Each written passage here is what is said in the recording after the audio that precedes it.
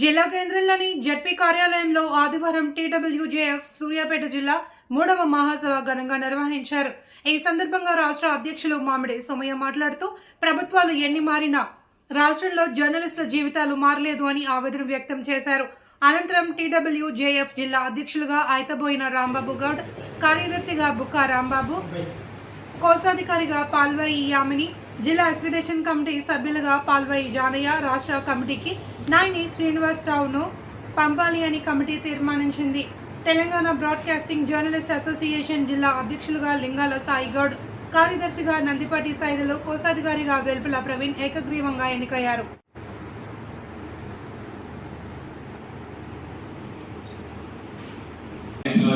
ఇక్కడ కూడా అదే పరంపర కొనసాగుతుంది, చాలా సంతోషకరం. ఎన్నికల విషయంలో రీసెంట్ గా ప్రిన్సిపల్ సెక్రటరీ చందు వేడ కలిసి ఇష్యూ చెప్పినప్పుడు ఏమన్నారంటే గవర్నమెంట్ కొత్తగా తీసుకొచ్చిన హెల్త్ పాలసీలో జర్నలిస్ట్ కి పాత హెల్త్ కార్డులు తీసేసి అది మంచిగా కార్పొరేట్ హాస్పిటల్ ఎవరు తీసుకోవట్లేదు కాబట్టి గతంలో 20 ఏళ్ల క్రితం మనకు మన మెడిక్లెయిమ్ పాలసీ ఉంటే మనం 400 కడితే ఏ హైదరాబాద్ కానీ జిల్లాలో కానీ ఎవరు దాన్ని తగ్గట్లేదు. మన పర్సనల్ గా ఇమేజ్ ఉంది. మనం పర్సనల్ గా సార్ రిక్వెస్ట్ చేస్తే ఎవరైనా విద్యా సంస్థలు, ప్రైవేట్ విద్యా సంస్థలు ఏదో ఖర్చు చేస్తున్నాయి కానీ మిగతా ఎక్కడ చెల్లుబాటు కావట్లేదు. అది ఆ లెటర్ నాలుగు ఇక్కడ పైకి రావట్లేదు. అందుకని మన Borra Venkateswara sir principal education మన సంఘం కలిసినప్పుడు ఏమైందంటే అప్పటికే అడ్మిషన్ స్టార్ట్ అయింది, కొద్దిగా లేట్ అయింది. కొత్త ఎడ్యుకేషన్ పాలసీలో డిఈఓతో ప్రభుత్వం చేయడానికి కూడా చేస్తాం, ఇళ్ల స్థలాలు ఇస్తాం అని చెప్పి నేడు ప్రభుత్వంలోకి వచ్చినటువంటి కాంగ్రెస్ ప్రభుత్వం కూడా అదో దారిలో పోతున్నట్టుగా కనిపిస్తుంది. ఖచ్చితంగా కాంగ్రెస్ ప్రభుత్వం ఏదైతే హామీలు ఇచ్చిందో జర్నలిస్ట్ అన్నిటికీ వాటన్నింటినీ కూడా నెరవేర్చాలి. ప్రతి జర్నలిస్టుకు ఇళ్ల స్థలాలు ఇవ్వాలి. అన్ని కార్పొరేట్ ఆసుపత్రులలో హెల్త్ కార్డులు చెల్లుబాటు అయ్యే విధంగా ఒక చట్టం తీసుకురావాలి. అర్హులైన ప్రతి జర్నలిస్టు కూడా అక్రిడేషన్ కార్డు ఇవ్వాలి. అదేవిధంగా జర్నలిస్టుల రక్షణకు కఠినమైన చట్టాలు తీసుకొని రావాలి.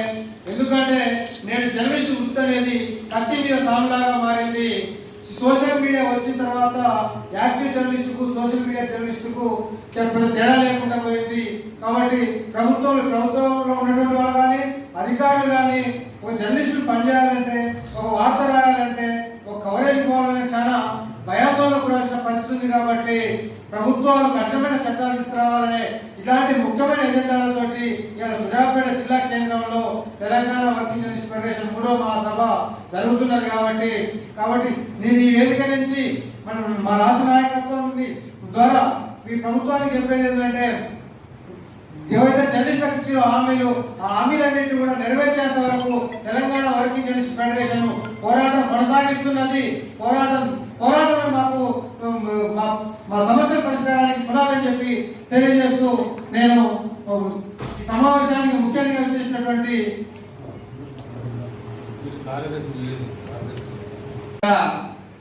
ఇతర యూనియన్ ఉన్నప్పటికీ కూడా పోరాటం అంటే ఒకే ఒక union Telangana working journalist federation. నేను వచ్చినప్పటికీ ఈ 4 సంవత్సరాల పీరియడ్ లో 2 సార్లు జిల్లా కార్యదర్శిగా కొనసాగుతున్నాను. నాకు సంతోషంగా ఉంది. రెండోది, ప్రభుత్వం మీద, ప్రజా సమస్యల మీద ఎప్పటికప్పుడు స్పందించేది తెలంగాణ వర్కింగ్ జర్నలిస్ట్. నేను వచ్చినప్పటికీ 4 ప్రారంభమైంది ఇదే తెలంగాణ వర్కింగ్ జర్నలిస్టు. ఆ రోజు మన ప్రధానంగా నవ తెలంగాణ వాళ్ళు లీడ్ చేస్తుంటే, అయినప్పటికీ కూడా ఇది ఒక పత్రికకో ఒక పార్టీకో ముడిపెట్టకూడదు. సంఘం అంటే జర్నలిస్టుల పక్షాన ఉండాలనేది తీసుకురావడం జరిగింది. ఆ రోజు నేను సూర్య దినపత్రిక జిల్లా ప్రతినిధిగా ఉన్నాను. ఆ రోజు నన్ను జిల్లా సెక్రటరీగా తీసుకున్నారు. ఆ రోజు నుంచి ఈ రోజు వరకు దినదిన అభివృద్ధిలో తెలంగాణ వర్కింగ్ జర్నలిస్ట్ ఫెడరేషన్ అభివృద్ధి చేస్తూ ముందుకు తీసుకురావడం జరిగింది. 4తో ప్రారంభమై ఈరోజు 200 మినిమం సుమారుగా 100 ఫస్ట్ మహాసభ ఫస్ట్ సభ అప్పుడైతే నాకు తెలిసి 50 మంది 30 మంది వచ్చినారు. 2వ మహాసభకు 150, ఈ సభకు 200 మంది సభ్యత్వాల దాకా సుమారుగా వచ్చినాయి. కాకపోతే ఏంటంటే ఈరోజు ఈ 25వ తారీఖు అనేది అందరికి బాగా కలిసి వచ్చిన రోజు. శ్రావణ మాసం, 2 పండుగలు, ఈ వనవాసాలు, మన హిందూ సాంప్రదాయాన్ని మనం కొనసాగిస్తాం కాబట్టి 2 ఇవన్నీ సంతోషం ఒక పక్క ఉన్నప్పటికీ బాధాకరం ఏంటంటే ఇంటికి ఇద్దరు ముగ్గురు మలేరియా, డెంగ్యూ, టైఫాయిడ్ చుట్టుముట్టేస్తే రాని పరిస్థితి. వాళ్ళకి ఏదో ఆకాంక్ష ఉందో మా పక్షాన తెలంగాణ వర్కింగ్ జర్నలిస్ట్ ఫెడరేషన్ కొట్లాడుతుందని వాళ్ళు మనకు అక్కడి నుంచే మనకు ఆశీస్సులు పంపించడం జరిగింది. వాటిని కూడా మనం ఏ విధంగా కూడా తప్పడానికి అవకాశం లేదు. ఈ 2 సంవత్సరాల్లో గత 2 సంవత్సరాల క్రితం 23 మందికి ఇళ్ల పట్టాలు ఇవ్వడం జరిగింది. ఒక్కొక్కరికి కుంట స్థలం చొప్పున. అది జగదీష్ రెడ్డి మంత్రిగా ఉన్నారు, ఎమ్మెల్యే కూడా. ఆయన ఇప్పుడు 3వ కూడా ఎమ్మెల్యేగా అయ్యారు. ప్రభుత్వం రాలేదు కాబట్టి ఎమ్మెల్యేగా ఉన్నారు. ఆయన ఇప్పుడున్న ప్రభుత్వం కూడా రేవంత్ రెడ్డి గారి ప్రభుత్వం చేపట్టంగా మనకు హామీ ఇచ్చారు చేస్తానని. కానీ ప్రభుత్వము కావాలని జర్నలిస్టులకు మేము ఏదో ఒకటి చేయాలని ఈ రోజు వరకు టీవీ మాటలు సంతోషంగా ఉండాలని ముఖ్యమంత్రి ఎవరు లేరు. నీటి మోటార్గా మిగిలిపోయినాయి తప్ప హెల్త్ కార్డు అన్నారు. హెల్త్ కార్డు తీసుకపోతే హాస్పిటల్లో నిత్యం ఇది తక్కువ ఉంది, ఇది లేదు, మాలాంటి అది లేదు, వచ్చిన రోగం వదిలిపెట్టి లేని రోగం ఉందని అంటారు. ఆ విధంగా చాలా సఫలమైన సందర్భాలు ఉన్నాయి. రెండోది ఇల్లు అన్నారు. ఫస్ట్ మీరు నమ్మకండి తెలంగాణ సాధించుకోగానే కేసీఆర్ గారు మన జర్నలిస్ట్ మిత్రులందరికీ నేను ఇల్లు కట్టిస్తున్నా అంటే నెల రోజులకు 2 నెలలకు సూర్యాపేట నుంచి మా ఊరు పోవాలని మా అమ్మ అడిగింది. అరే మీ కేసీఆర్ ఇల్లు ఇచ్చారా, మా కళలు తప్పలేదురా, స్వీట్ ఇవ్వబడతానా, మీ ఇంటికి వస్తే మా కింద భోజనం పెట్టవద్దా అని అడిగి నేను ఎక్కడ ఏం చేయాలో అర్థం కాని పరిస్థితి నాకు. అమ్మ అందరు కానీ ఇంకా రాలేదే, వస్తుందేమో, ఇంకా కొనసాగుతున్న మనలే కదా ఎక్కిందని చెప్పడం జరిగింది. ఆ విధంగా హామీలతో సరిపెట్టింది తప్ప ఏ రోజు కూడా ఒక హామీ చేసింది లేదు. ఇప్పుడు ప్రస్తుతం వచ్చిన రేవంత్ రెడ్డి గారు కూడా హామీ ఇచ్చిరు, మీకు ఖచ్చితంగా ఇస్తాం, ఇంగ్లీష్ ఇస్తాం అని ఎలక్షన్ మూమెంట్ లోనే కేసీఆర్ గత ప్రభుత్వం ఖమ్మంలో ఇచ్చినట్టు చేసారు. మరి అది కూడా మన మిత్రులకు అందలేదు. సూర్యాపేట కూడా నేను ఎక్కడ ఏం చేయాలో అర్థం కాని పరిస్థితి నాకు. అమ్మ అందరు కానీ ఇంకా రాలేదే, వస్తుందేమో, ఇంకా కొనసాగుతున్న మనలే కదా ఎక్కిందని చెప్పడం జరిగింది. ఆ విధంగా హామీలతో సరిపెట్టింది తప్ప ఏ రోజు కూడా ఒక హామీ చేసింది లేదు. ఇప్పుడు ప్రస్తుతం వచ్చిన రేవంత్ రెడ్డి గారు కూడా హామీ ఇచ్చిరు, మీకు ఖచ్చితంగా ఇస్తాం, ఇంగ్లీష్ ఇస్తాం అని ఎలక్షన్ మూమెంట్ లోనే కేసీఆర్ గత ప్రభుత్వం ఖమ్మంలో ఇచ్చినట్టు చేసారు. మరి అది కూడా మన మిత్రులకు అందలేదు. సూర్యాపేట కూడా చేస్తారని జగదీష్ రెడ్డి హామీ ఇచ్చుండే. అట్లనే 3 సంవత్సరాలు ఎమ్మెల్యేలు ఒక పీరియడ్ లో ఒక 20 మందికి ఇవ్వడం కూడా జరిగింది. అలాగే వైద్యం అన్నారు. వైద్యం చూడు ఇదైతే దాదాపు అక్కడ ఎన్ని రకాల ఇబ్బంది పడుతున్నారు, ఇక్కడ కనబడుతుంది. మరి ముఖ్యంగా అక్రిడేషన్ కార్డు ఇచ్చింది. అక్రిడేషన్ కార్డు తీసుకొని బస్ ఎక్కగానే వాడైతే వాడు ఇంటి నుంచి డబ్బులు ఇస్తున్నట్టు కిందికి చూస్తుంటాడు జర్నలిస్ట్ రాగానే. వాడికి ఆపద వచ్చిందంటే, జీతాలు పెరగట్లేదంటే, మాకు అలవెన్స్ రావట్లేదంటే, మాకు ఆరోగ్యాలు బాగాలంటే ముందు జర్నలిస్ట్ కొట్లాడుతున్న ఆ రోజు ప్రతి ఫోను జర్నలిస్ట్ నుంచే అన్నా మీరు రావాలి, మేము ధర్నా చేస్తున్నాం, అన్నా మీరు రావాలి, మాకు ఇబ్బంది అయింది అని వేడుకొని వాళ్ళకి ఈ రోజు తెర మీద తీసుకొచ్చి తెలంగాణ పోరాటంలో కూడా అగ్రగామి చూపించడం. వాళ్ళ హక్కులను సాధించుకున్నారు, వాళ్ళు హ్యాపీగా ఉన్నారు.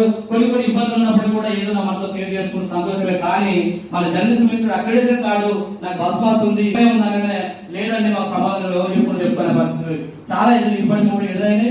చాలా బాధాకరమైన విషయం. ప్రభుత్వాలు దీని స్పందించి ఒకసారి పోరాటాలు తెలంగాణ వర్కింగ్ జర్నలిస్ట్ ఫెడరేషన్ చేశారు కాబట్టి ఈ రోజు రాష్ట్ర వ్యాప్తంగా journalist Telangana working journalist federation లో సభ్యత తీసుకుంటున్నారు. వాళ్ళు పోరాటం చేస్తున్న సిద్ధంగా ఉన్నారు. పోరాడితే పోయేమేం లేదు, ప్రాణాలు తప్ప బానిస సంఖ్యలు తప్ప అనుకోవాలి. మనందరం కలిసికట్టుగా ఉండి వచ్చే వరకు కూడా ఆ బ్యానర్ తోటి మనం జర్నలిస్టు సమస్య పైన పోరాడుతూ వచ్చాము. తెలంగాణ రాకముందే, తెలంగాణ రాష్ట్రం రాకముందే ఏపీ ఫెడరేషన్ కు అనుబంధంగా మనం తెలంగాణ వర్కింగ్ జర్నలిస్ట్ యూనియన్ గా రిజిస్ట్రేషన్, ట్రేడ్ యూనియన్ గా రిజిస్ట్రేషన్ చేయడం జరిగింది. అంటే మనకు దూరదృష్టి ఉంది. జర్నలిస్టులకు ఒక తెలంగాణ ఉద్యమంలో జర్నలిస్టులకు ఏదైనా జరిగితే, ప్రమాదం జరిగితే, లేకపోతే పోలీసుల ద్వారా లాఠీ చార్జీలో లేదా ఇంకేదైనా ప్రమాదాలు జరిగితే వారికి ఎవరు అండగా ఉంటారు? ఏపీ ఫెడరేషన్ ముందుకు రాదు, మిగతా సంఘాలు ముందుకు రావు. కాబట్టి తెలంగాణ పేరుతోటి ఒక యూనియన్ అంటూ ఉండాలని చెప్పేసి మనం ఆనాడే దూరదృష్టితోటి తెలంగాణ వర్కింగ్ జర్నలిస్ట్ యూనియన్ గా స్థాపించి అదే యూనియన్ మళ్ళీ తెలంగాణ రాష్ట్రం వచ్చిన తర్వాత మార్పు చేసుకొని ట్రేడ్ యూనియన్ గా అవతరించింది. కాబట్టి తెలంగాణలో ఇప్పుడు ప్రధానంగా ప్రత్యేకంగా మన యూనియన్ ఫస్ట్ యూనియన్ అనేది మనకు రికార్డులో ఉంది, గవర్నమెంట్ రికార్డులో. కాబట్టి మన యూనియన్ బలోపేతం అవుతుంది. అన్ని జిల్లాల్లో కూడా 33 జిల్లాల్లో కూడా ఇవాళ మన యూనియన్ కమిటీలు ఏర్పడి కమిటీలు ఉన్నాయి, బలంగా ఉన్నాయి. కాబట్టి మన మీద ఉన్న విశ్వాసం, జర్నలిస్టులకు మన మీద ఉన్న విశ్వాసంతో అన్ని జిల్లాల్లో కూడా మనకు సభ్యులుగా చాలా మంది వస్తున్నారు. ఇప్పటికి కూడా ఎందుకంటే మిగతా సంఘాల పరిస్థితి మనం చూస్తున్నాం. ఉన్న 2 సంఘాలు అంటే రిటైర్డ్ సంఘాలు అనేది ఇంకా 2 ఉన్నాయి కాబట్టి ఆ 2 సంఘాలు ఏ విధంగా వ్యవహరిస్తున్నాయి, జర్నలిస్టుల పట్ల జర్నలిస్టుల సమస్యల పట్ల ఏ విధంగా స్పందిస్తున్నాయని అందరూ కూడా గమనిస్తున్నారు. కాబట్టి ఆ సంఘాలని నమ్మట్లేదు. చాలా వరకు మన సంఘంలోకి రావడానికి సిద్ధంగా ఉన్నారు. ఇప్పుడు సూర్యాపేట జిల్లా మళ్ళీ మొదటి ఫస్ట్ స్టార్ట్ అయింది. మిగతా జిల్లాలు కూడా 33 జిల్లాలు కూడా ఈ 2-3 నెలల్లో అన్ని జిల్లా మహాసభలు జరుగుతాయి. కాబట్టి ఇక్కడ పోయిన మీటింగ్ కూడా నేను ఇక్కడ రాలేదు. జిల్లా మహాసభ జరిగినప్పుడు నేను రాలేకపోయినా, ఇప్పుడేమో మన జనరల్ సెక్రటరీ గారు రాలేకపోయారు. అయితే ఎవరు వచ్చినా రాకున్నా ఏ ఒక్క నాయకుడు వచ్చినా సరిపోతుంది. కాబట్టి మీరు జిల్లా చేసి కోరుకుంటున్నాను. ఇక సమస్యల విషయానికి వస్తే చాలా సమస్యలు చెప్పారు మన నాయకులంతా కూడా. మనకు ఎప్పుడు ఉంటూనే ఉన్నాయి. గత 10 ఏళ్ళుగా టిఆర్ఎస్ ప్రభుత్వంలో మనం చూసాము. మన సమస్యలు ఏ ఒక్కరు కూడా పరిష్కరించలేదు. అందుకే మనం వసూలు తగిలి ఆ ప్రభుత్వం పోయిందని భావిస్తున్నాను. ఎందుకంటే జర్నలిస్టులని చాలా ఇబ్బంది పెట్టింది. అసలు చెప్పుకోవడానికి కూడా అవకాశం లేకుండా మంత్రులు కానీ ముఖ్యమంత్రి కానీ మనకు అవకాశం ఇవ్వలేదు. మనం ఇది కోరుకున్నాం ఇప్పుడు. ఎందుకంటే మనం కోరుకొని కాంగ్రెస్ ప్రభుత్వం రావాలని కూడా చాలా మంది జర్నలిస్టులు అనుకున్నాం. ఎందుకంటే ఆ ప్రభుత్వం మీద మనకు విసుగొచ్చింది. మన సమస్యలు చెప్పుకున్నా పట్టించుకోలేదు. కాబట్టి ఆల్టర్నేట్ గవర్నమెంట్ వస్తేనైనా మనకు న్యాయం జరుగుతుందని చెప్పేసి ఆశించాము. కాబట్టి రేవంత్ రెడ్డి గవర్నమెంట్ మనం ఫెడరేషన్ తరఫున కాదు, గ్రేటర్ హైదరాబాద్ హౌసింగ్ సొసైటీ ఉన్నది, దానికి నేను అధ్యక్షుడిని. అందులో 1300-1400 మంది సభ్యులు ఉన్నారు జర్నలిస్టులు. అయితే ఒక సొసైటీకి జవహర్లాల్ నెహ్రూ సొసైటీకి హౌస్ రైట్స్ ఇవ్వడానికి సిద్ధమైనరు. మరి మా సొసైటీ కూడా ఇవ్వాలని చెప్పేసి అడగడానికి మంత్రి గారిని కలిసినప్పుడు వారు ఒకటే విషయం అన్నారు,